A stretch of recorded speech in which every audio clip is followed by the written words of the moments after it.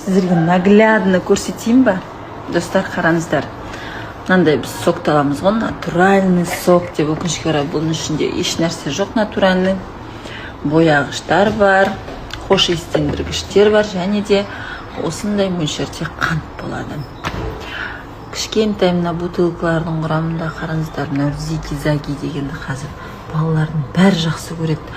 Осыншама қантты біз зараз жеп қоя алмаймыз ғой, бірақ мына бутылканы ішіп қоямыз сразу. Представляете, қаншама қант бар құрамында. Самый любимый қазір топовый напитоктар. И, естественно, біздің кола.